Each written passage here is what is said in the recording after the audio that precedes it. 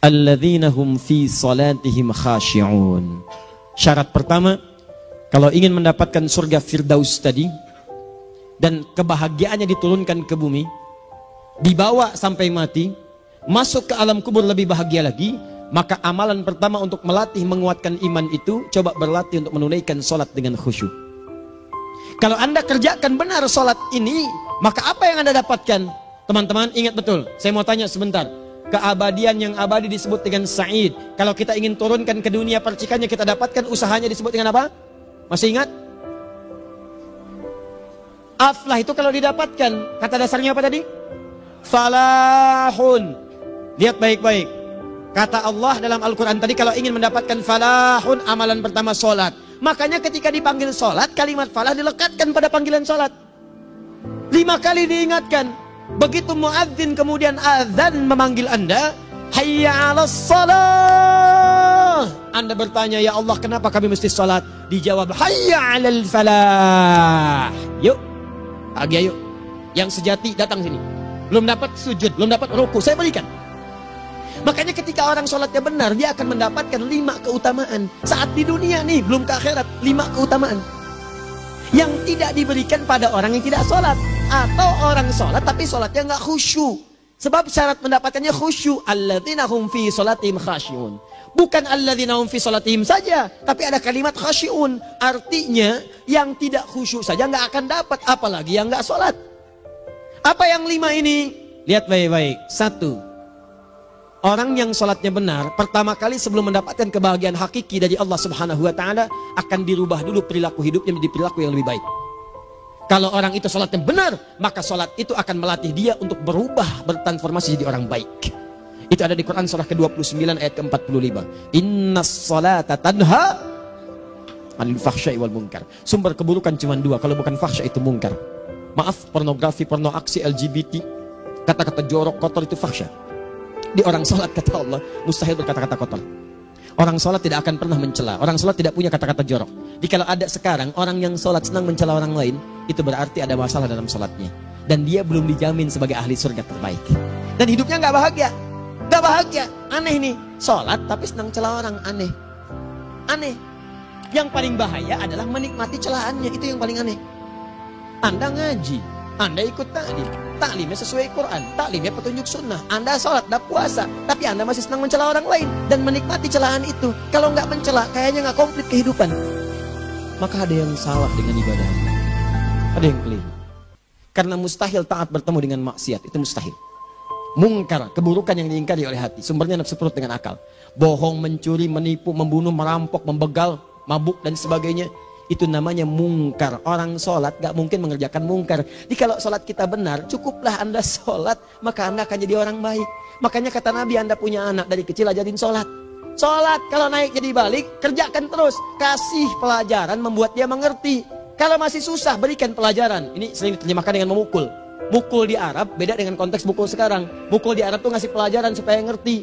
Anda bisa terjemahkan dengan konteks lain. Uang jajannya tahan, yang kesukaannya simpan dulu.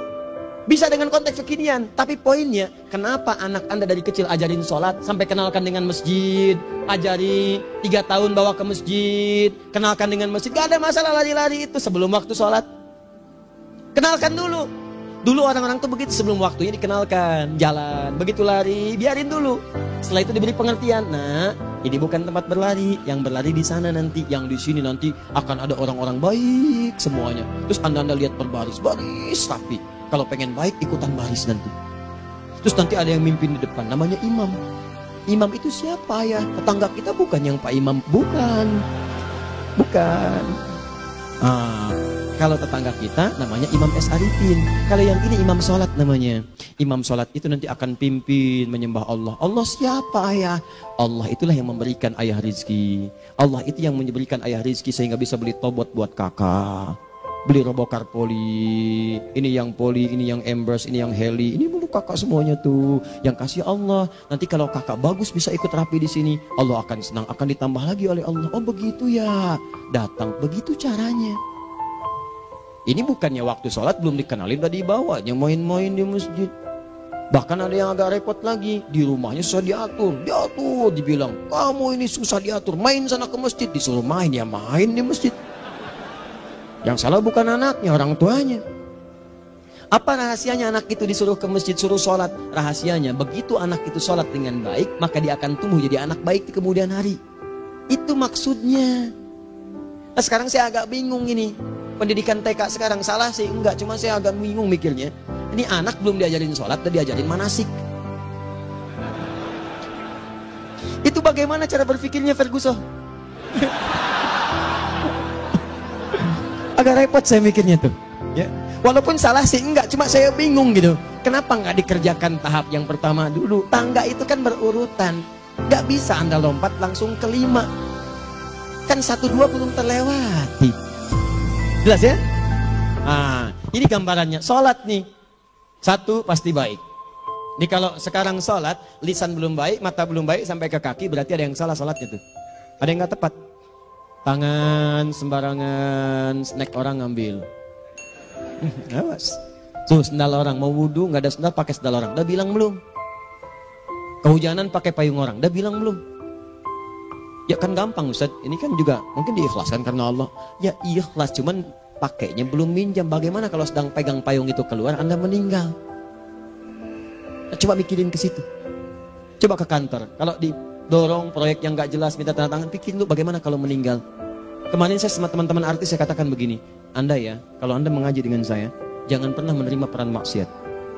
Walaupun itu sekedar adegan, tapi itu maksiat. Kalau bayangkan ketika Anda memerankan itu, Anda diwafatkan oleh Allah Subhanahu Wa Taala. Maka demi Allah saya katakan tidak ada faedahnya Anda ngaji sekarang, ngaji besok. Ketika Anda menerima peran itu, Anda wafat dalam keadaan bermaksiat di hadapan Allah Subhanahu Wa Taala. Maka saya pun katakan pada Anda, ayo belajar yang betul. Pahami, bangun sholat, belajar, dalami seperti orang tua kita dulu. Tinggalkan nyontek, budaya yang gak jelas. Rasakan ketika nyontek Anda wafat. Apa yang Anda dapatkan? Di Libya itu kalau nyontek, di Libya ya, saya pernah sekolah di Libya. Itu kalau nyontek di Libya aja dulu. Dan rekornya 100% ketahuan. Begitu sudah selesai, cuma jeda 2 jam, langsung ada panggilan. Si Fulan silahkan datang ke kantor. Apa yang disediakan di kantor sudah siap. Anda diberi waktu 2 jam dari sekarang, siapkan beres-beres koper Anda. Di sini sudah tertulis Anda akan pulang. Tiketnya sudah lengkap, dikawal 2 orang. Dituliskan di situ anak ini nyontek gak boleh kembali ke sini. Libya.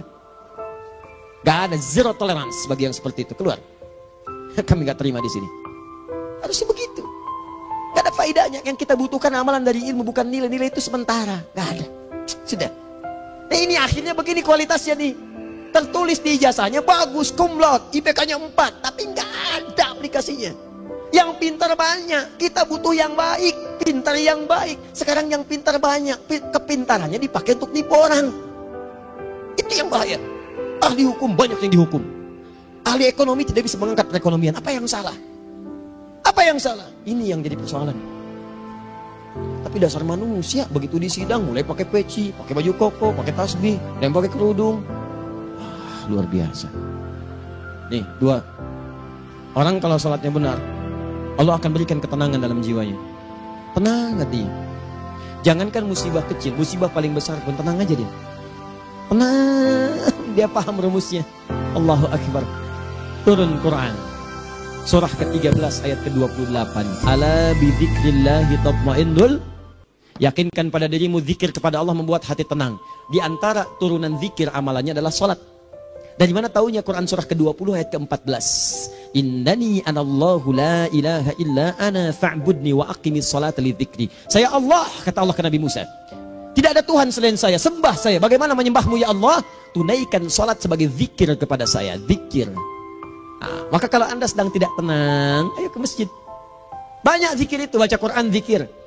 Quran surah 15 ayat 9. Inna nahnu nazzalna dzikra. Kami turunkan Al-Quran sebagai zikir. Jadi kalau Anda sedang baca Al-Quran, Anda sedang berzikir. Ibu kalau sedang gak tenang bu, gelisah, gak enak, gak usah mengeluh, apalagi bikin status gak karuan. Ibu wudhu, ambil mushaf baca. Begitu sedang baca ada ketenangan dalam jiwa. Berdoa, zikir. Kalau sedang gak tenang besok ada proyek, doa dulu. Doa itu memberikan ketenangan. Makanya doa disebut dengan zikir. Quran surah ke-7 ayat 205. Wadhkur rabbaka fi nafsika tadarruan wa khifatan wa dunal jahri minal qaul. Ayo berzikir, minta kepada Allah dengan segenap jiwamu, mohon dengan penuh ketawaduan. nanti ketenangan diberikan. Menghafal Quran, baca itu zikir. Quran surah ke-54 ayat 17, 22, 32, 40. Walaqad yassarnal Qur'ana lidzikri fahal min muddakir. Menyebut nama Allah, Asmaul Husna itu zikir. Tak ada persoalan, ya Allah, ya Allah, ya Allah, ya Rahman, ya Rahim, ya Malik, ya Qudus, ya Allah, ya Allah, ya Allah, ya Allah. Zikir. Dalilnya Quran surah kedua ayat 152. Fadhkuruni azkurkum. Sebut namaku, zikir. Apapun akan mengingatmu. Gimana menyebutnya? Ditafsir di Quran surah 17. Ayat keberapa? 110. Qulidullah awid rahman ayyamma tad'u falahul asmaul husna. Sebut nama Allah. Itu menenteramkan pada jiwa. Sedangkan sholat gabungan dari semua zikir tadi. Bukankah dalam sholat Anda baca Al-Quran? Bukankah dalam sholat Anda menghafal Al-Quran? Bukankah dalam sholat Anda berdoa? Bukankah dalam sholat Anda istighfar? Anda mohon digabungkan semua itu. Amalan sholat menggabungkan semua jenis zikir. Masa Anda nggak tenang juga? Makanya sholat itu, jangankan sholat ya, tempat sholat itu yang menenangkan. Tempat sholat, tempat paling tenang di muka bumi. Kalau nggak percaya silahkan ya, Anda sebelum masuk ke Istiqomah ini, begitu Anda masuk kan perasaannya beda kan? Lain. Silahkan cek, kalau cari ketenangan datang ke masjid. Masuk, wudhu masuk, sholat 2 rakaat, tenang. Dekat kipas angin, saking tenangnya, plak, ngantuk tidur. Beneran. Enak. Makanya saat Ramadan kalau orang pengen cari ketenangan, lihat. Di perusahaan-perusahaan penuh tuh musola, pada tidur. Ya, mengamalkan hadis palsu. Dia musoim ibadah, tidurnya orang puasa ibadah, hadis palsu. Itu teman-teman. Itu gambarannya tiga. Orang yang salatnya khusyuk benar, itu dijamin langsung oleh Allah Subhanahu wa taala akan dimudahkan semua urusan hidupnya termasuk rezeki. Ini yang saya katakan. Jadi saya katakan tadi, di akhirat ini, di surga, rezeki tinggal ngambil. Anda kalau benar sholatnya, itu langsung dijanjikan oleh Allah. Rezeki itu nggak perlu Anda banyak pikirkan. Ikhtiar sedikit, datang. Bahkan dari sisi yang tidak Anda duga. Apa dalilnya? Quran surah ke-65 ayat 2 dan 3. Ditafsir di Al-Baqarah ayat 2 dan 3. Wa may yattaqillaha yaj'al lahu makhraja. Ada orang yang meningkatkan takwanya kepada Allah, kami mudahkan urusan hidupnya. Setiap persoalannya diberikan jalan keluar, mudah. Solusi. Setiap ada problematika, ada solusi. Wa yarzuqhu min haitsu la yahtasib. Dan kalau dia ingin mendapatkan rezeki, bahkan kami kirimkan dari sisi yang tidak dia duga. Orang lain capek ini datang lagi, tawaran proyek datang lagi. Utsman tuh Masya Allah, kayanya banyak. Tapi yang paling dirindukan bukan saat mendapatkan peningkatan omsetnya, yaitu saat dia mendapatkan waktu khusus dengan Allah untuk sholat. Malam hari, sampai-sampainya sempat sholat tahajud sampai khatam Al-Quran. Abdurrahman bin Auf demikian, Tamim Ad-Dari demikian. Sholat karena tahu sholat itu meningkatkan rizki. Karena tahu kuncinya ada di situ, Allah yang punya rizki. Disebut dengan Razzaq, pemilik rizki. Maka saya harus punya hubungan dekat dengan Allah. Kalau sudah punya hubungan dekat, mau apa aja gampang. Belum minta, udah diperhatikan. Silahkan cek, Anda punya hubungan baik dengan bos Anda di kantor. Sebelum Anda minta, beliau udah pikirin tuh. Telepon bendahara. Dia udah ngambil belum gajinya? Belum Pak, tambahkan bonus sekian. Kenapa? Karena dia mengawasi Anda. Allah maha tahu dibandingkan dengan bos Anda. Mendekat kepada Allah, semua diperhatikan oleh Allah. Siapa orang takwa itu? Kalimat takwa pertama di Al-Quran Al-Baqarah ayat 2. Amalannya ayat 3. Dzalikal kitabu la raiba fihi hudal lil. Siapa mutakin itu? Ayat 3-nya. Alladzina yu'minuna bil ghaib wa yuqimunas shalah. Gampang. Kalau pengen mudah hidupnya gampang. Biaya nggak mahal, tenaga nggak banyak, tingkatkan takwa nih. Jadi kalau hidup Anda masih susah, di kantor champion, di rumah tangga bermasalah terus, atau sebaliknya, maka boleh jadi kalau gelar Anda tinggi, harta Anda banyak, tapi selalu punya masalah, bukan Anda kurang hebat, bukan Anda kurang kedudukan, bukan Anda kurang kaya, Anda kurang takwa. Dan yang paling dahsyat, mungkin sholat Anda belum berkualitas. 4. Orang yang sholatnya benar, khusyuk dia, bahkan saat sholat itu kalau dia minta, maka seketika doanya akan dikabulkan. Tanpa diskusi, langsung seketika. Contoh, Quran surah ketiga ayat 38-39. Demi Allah saya katakan, Nabi Zakaria punya masalahnya pelik. Sudah berumah tangga, istrinya divonis monopos, maaf bahkan mandul. Gak mungkin punya keturunan. Maka apa yang beliau kerjakan? Secara singkat beliau sholat. Begitu sholat minta kepada Allah. Hunalika da'a Zakaria rabbah. Di mihrab itu beliau bermohon kepada Allah. Bermohonnya sambil sholat. Qala rabbi habli min ladunka dzurriyyatan thayyibah innaka sami'ud du'a. Ya Allah, mereka katakan saya nggak mungkin punya keturunan. Sekarang saya ingin katakan, ya Allah, saya hanya minta darimu saja, saya nggak akan dengarkan mereka. Ya Allah, mohon Engkau maha mendengar, ya Allah. Maha mendengar doa saya. Kalau kepada yang maha mendengar aja nggak mengabulkan, kepada siapa lagi saya mesti minta? Apa yang terjadi? Fanadatul malaikat wa huwa qa'imun yusalli fil mihrab. Turun malaikat mengabarkan sedangkan beliau masih sholat, belum selesai dalam sholatnya. Sholat khusyuk itu belum selesai sholat aja dikabulkan, doa sudah turun. Sholatnya belum selesai, doa sudah dikabulkan. Annallaha yubashshiruka bi Yahya. Allah kasih kabar gembira. Doa kamu didengar, dikabulkan. Kamu akan punya anak. Namanya langsung dari Allah, Yahya. Artinya hidup yang mustahil menurut manusia. Lahir seorang dari rahim perempuan yang menepus dan mandul, bayi yang hidup. Kata Allah, nggak ada yang mustahil bagiku. Jadi dia. Berita baiknya, Nabi Zakaria sholat dikabulkan. Umat Nabi Muhammad sebelum sholat sudah ditunggu oleh Allah. Mau minta apa? Aku kabulkan sekarang. Hadisnya qudsi. Saya bacakan. Hadatsana qala Rasulullah sallallahu alaihi wasallam qala Allahu azza wa jalla qasamtu shalah baini wa baina abdi. Kata Allah, saya bagi dua ya salat antara aku dengan hambaku. Wali abdi ma sa'ala. Kalau hambaku benar salatnya, aku berikan apapun yang dia minta sekarang. Idza qala al-abdu alhamdulillahi rabbil alamin. Bagian pertama. Kalau hamba benar dibaca Al-Fatihahnya dari alhamdulillahi rabbil alamin, kalau Allah azza wa jalla dijawab oleh Allah, hamadani abdi, hambaku sedang memujiku. Wa idza qala ar-rahmanir rahim, jika hambaku berkata ar-rahmanir rahim, kalau Allah azza wa jalla asna alayya abdi, hambaku sedang menyanjungku.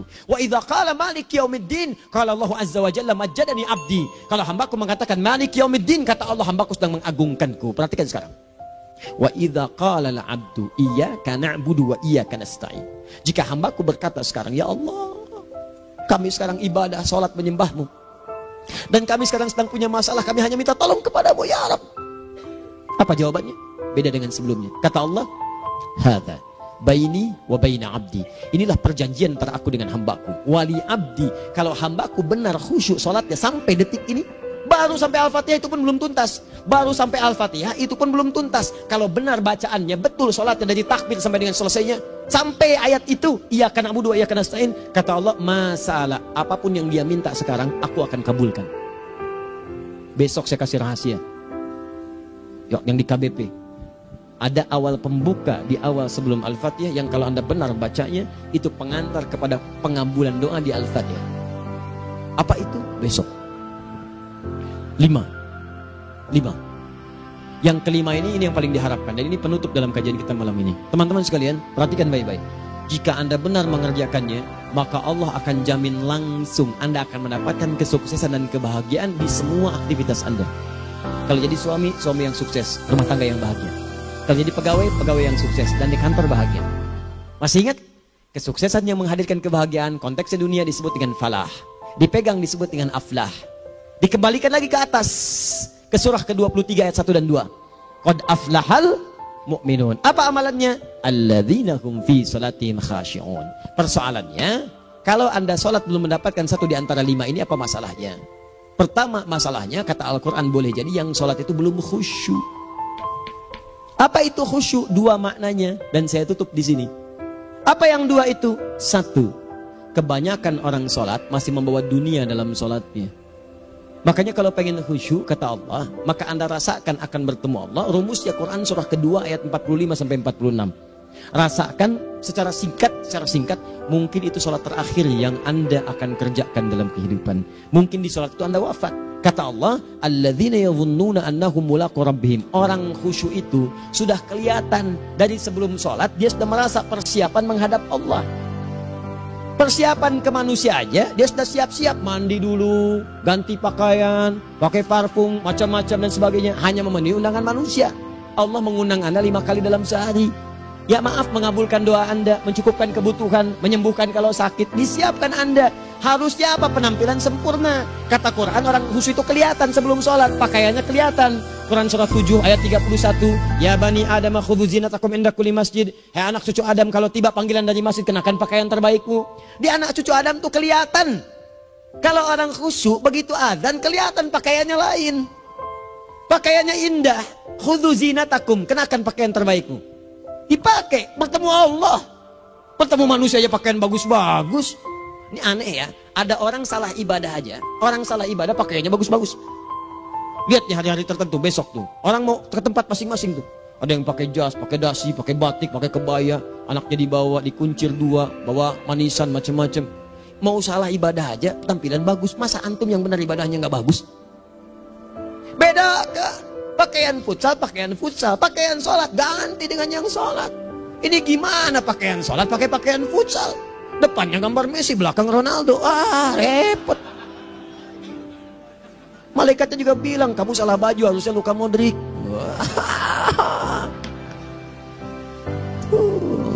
Apalah saya. Nah, yang mau tanya apa? Mourinho dipecat saya tahu. Lagi nganggur sekarang, ditawarin Benfica dia nggak terima. Sekarang jadi dia komentator di Bein Sport. Nanti sebentar lagi dia akan komentari laga Saudi dengan Qatar dan komentari laga Arsenal dengan Inter. Digantikan oleh Solskjaer. Dia super sub dulu. Ya, super sub.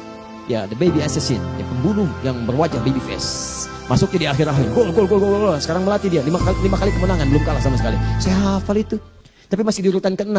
Tapi jaraknya ke yang ke-4 itu tinggal 3 poin lagi. Hafal saya. Liverpool tahu. Cuma 4 poin sekarang bedanya. Kemarin 7 kalah 2-1 sama Manchester City. Walaupun banyak analisis yang menyebutkan. Mungkin itu diberikan saja gitu kan. Karena ada yang lain-lain. Hafal kedua Manchester City. Hafal saya. Ayo mau tanya apa lagi? Tottenham Hotspur ke bawahnya, ada Chelsea, ada Arsenal, baru kemudian Manchester United. Liga Italia, wah udah gak kekejar Juventus. Ya, apa lagi? Dan seterusnya lah. Gak ada ujungnya bahas yang begituan. Jelas ya? Maksud saya, Anda tanya itu saya jawab. Tapi tidak menghilangkan ibadah kita yang lain. Dan apa ruginya? Tahajud lah. Apa yang bisa dikerjakan besok? Lihat besok. Ya kan tahajud kan bisa besok. Ada orang tahajud jam 10 pagi? Gak ada. Lebih baik Anda kerjakan malam tahajud. Yang tidak bisa dilihat malam, bisa dilihat besok. Cara berpikirnya bagaimana kalau besok meninggal? Gak kesampaian teman-teman sekalian. Gak kesampaian. Nah maka dari itu, Anda kalau mau ada panggilan sholat, siap-siap baju yang bagus. Itu sempurnakan. Anda panggilan orang mandi. Panggilan Allah, buka Quran surah 5 ayat 6. Sempurnakan wudhu. Ya ayyuhalladzina amanu idza qumtum ila shalah faghsilu wujuhakum. Wudhu yang baik. Berpakaian yang rapi. Kenapa? Karena boleh jadi saat dipanggil Anda wafat saat itu. Maka wafatlah Anda dalam keadaan yang suci, dengan keadaan tobat, dengan pakaian terindah pada saat itu.